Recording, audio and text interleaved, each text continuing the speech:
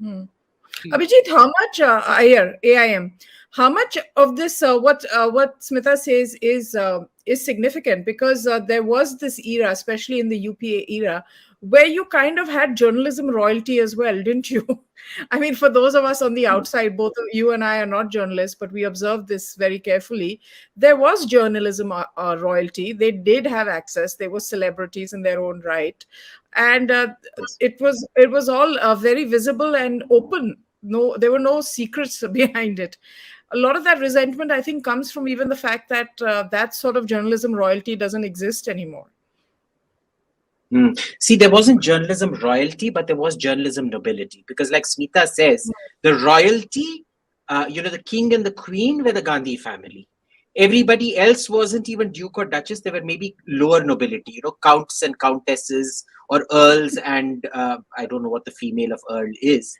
And the way of showing that was they would be given the lower level Padma awards. Okay, the entry level Padma awards, they used to start getting gifted out. Or they would get the ability to host their event in Rashtrapati Bhawan. Okay, so if you did enough chaploosi, you would host your event in Rashtrapati Bhawan and you'd get a few Padma awards.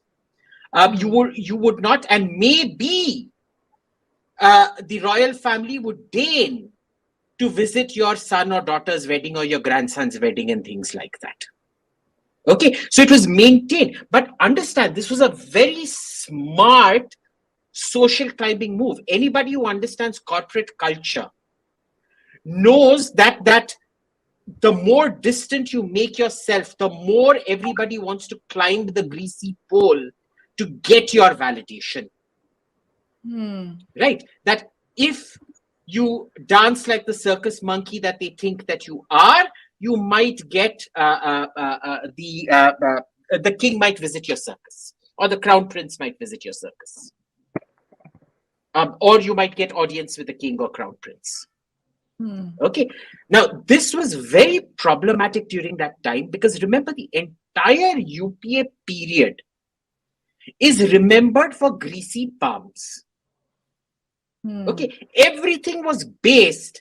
It was actually fantastic for business because if you knew somebody, all the rules would be set aside and your things would happen.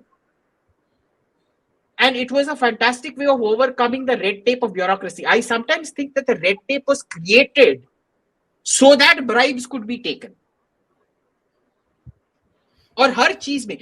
Everybody, let's look at Rahul. When he brings up Lalit Modi, when he brings up the other Modi, when he brings up Vijay Mallya, why aren't we talking about the fact that most of those bad loans and the bank manipulations and everything that happened during the UPA period?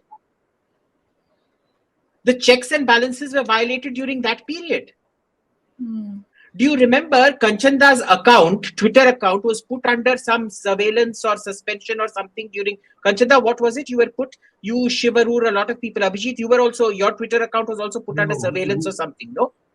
No. They had sent out an order to internet service providers saying that our handles should be blocked.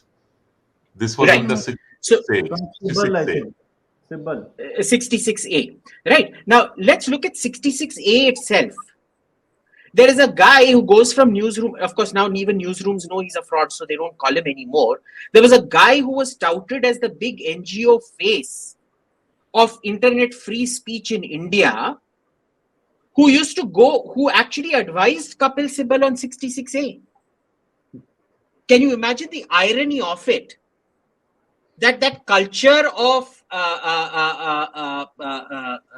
nepotism was so much that a so-called internet free speech activist was the one that gave the crucial criminal elements to Article 66A, to Section 66A, which got struck down as unconstitutional, by the way. And bar for free speech in India. He later sat with the Home Secretary, the then Home Secretary, in a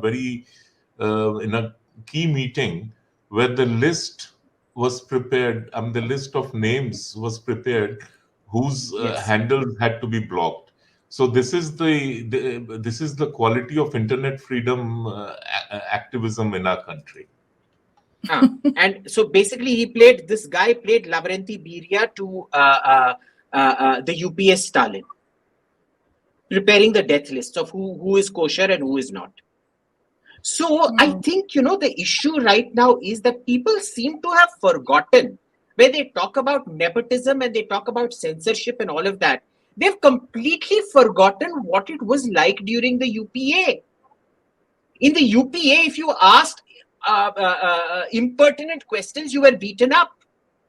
Who can forget the journalist who got that pat on the back from Rahul Gandhi yesterday? Have we all forgotten his interview with Rahul's mother?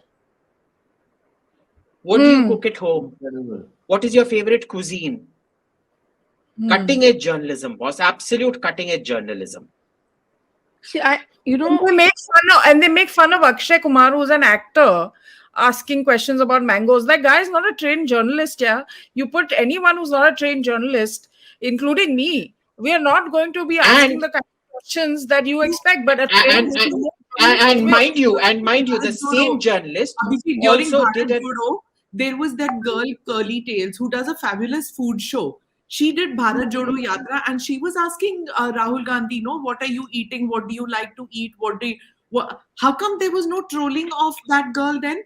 Just because it's Akshay Kumar, and till now Akshay Kumar is trolled for that. But when Curly Tails does it, no problem with Curly Tails doing it. And mind you, Akshay Kumar said, my mom wanted me to ask you this question. He was personalized. He was building that relationship, kind of thing. Now, see, and Curly Tales is a food show. I mean, they're about lifestyle and food. Nobody really trolled her about it.